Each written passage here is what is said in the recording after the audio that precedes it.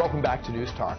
Earlier in the hour, hope you could join us, we talked with Prince George's County Executive Rashawn Baker about why he is supporting Congressman Chris Van Hollen in tomorrow's Maryland Senate primary. Joining us now is Valerie Urban, a former two-term member of the Montgomery County Council, a Democrat. She is backing Congresswoman and Senate hopeful Donna Edwards. Thanks for your time. Thanks for having me. Good to have you here. Welcome back. Why is Donna Edwards getting your vote in tomorrow's primary? There are so many reasons that I am supporting Donna Edwards, and I'm very excited that she's running for the U.S. Senate from the state of Maryland. Beginning with her running for Congress, I have supported her each and every time wholeheartedly, but I've known her my whole life. Our fathers served in the Air Force together, so we met as children.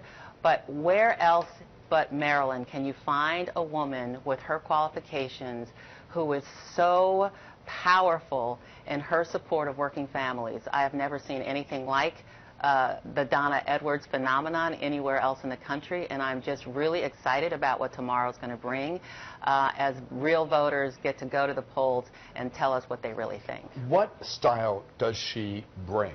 The dominoes that have made this such an interesting year in Maryland, the process, if you will, sort of began when Barbara Mikulski announced that she was going to retire in January 2017, but of course all the electoral stuff happens now. We all think about Barbara Mikulski in a certain way. Other leaders, whether they be governors or members of Congress, whomever, you have this certain sense of who they are, of how they operate.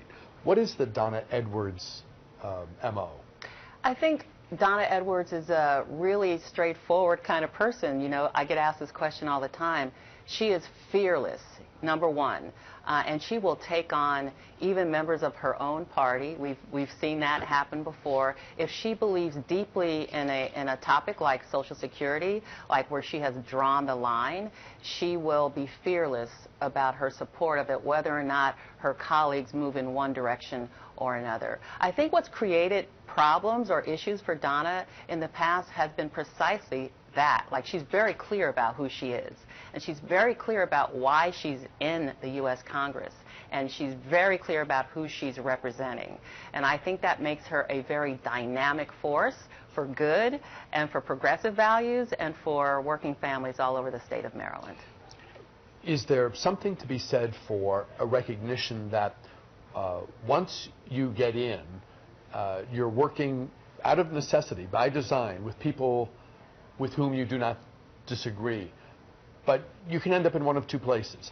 Everyone in their own corner, sort of firing rhetorical barbs across the way at the other, and I'm not suggesting this is her style, but clearly one of the themes in this race is, do you compromise with people that you don't see eye to eye with on many issues, or do you hold to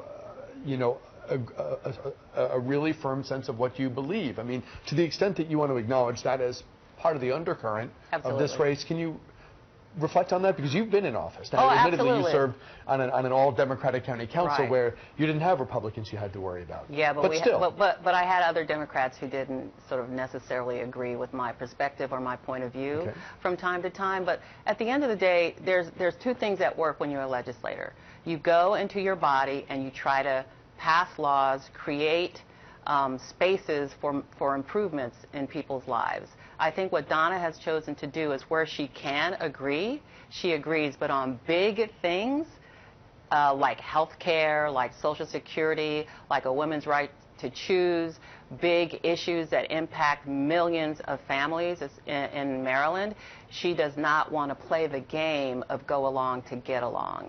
And this has created a little bit of strife for her, but what I have seen and have come to admire more and more about this woman is that she has a mission. In her life, she's always fought as the underdog, and she's coming into this race as an underdog, and what people are seeing is that she's on fire.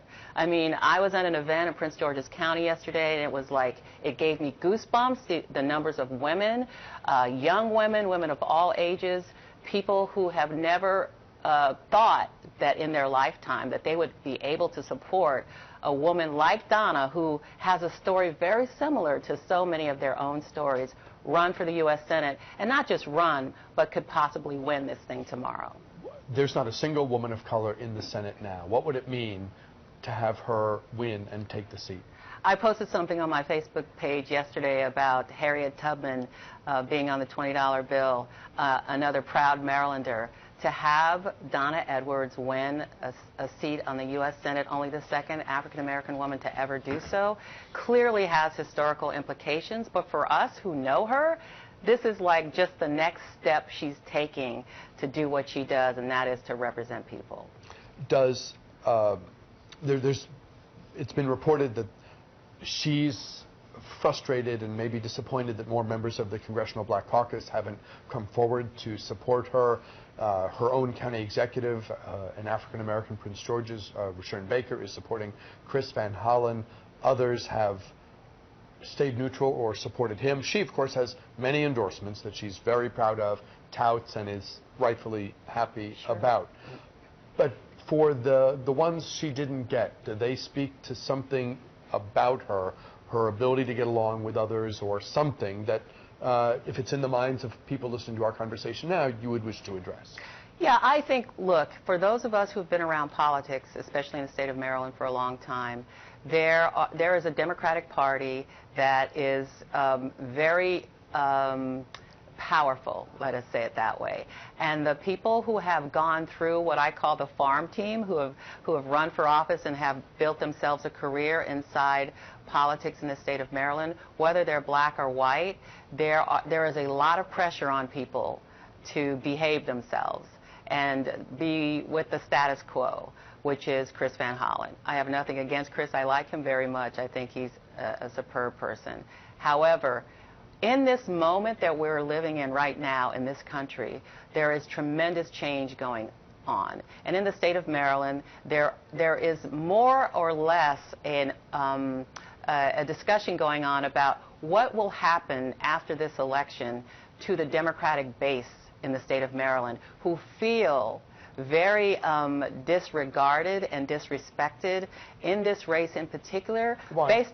Based on how the Democrats have always counted on black voters to carry them across the finish line, and especially in primaries. And so when the majority of the black electorate, especially women, have been known, and this is a proven fact, to be the biggest base of support for the Democratic Party here in Maryland and across the country in lots of areas. Meaning what, though? That the lack of endorsements is a reflection of something? Oh, it's not about the lack of endorsements. For people who have been following this race, it has gotten very ugly. And there's been lots of name-calling and things that I would not expect from the Chris Van Hollen campaign to have been said, or the whisper campaigns about Donna's character, or her inability to lead, or the fact that she has no experience, all of which are not true. My real fear is what happens after the primary. One way or the other, real hard conversations are going to have to take place inside the Democratic Party about what kind of future for us we will have alongside them or not. Valerie Irvin, a former two-term member of the Montgomery County Council, a supporter of Congresswoman and Senate hopeful Donna Edwards. As I mentioned at the outset, we spoke earlier this hour with County Executive and Van Hollen supporter Rashawn Baker. Thanks very much for coming in. Thank you for Good to have having you here. Back with a program note right after this.